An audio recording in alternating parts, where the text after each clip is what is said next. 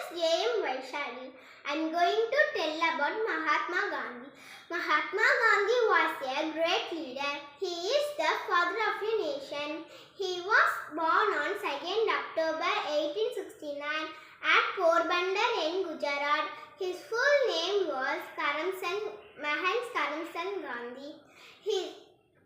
His father's name was Karamchand Gandhi and his mother's name was Putli Bai.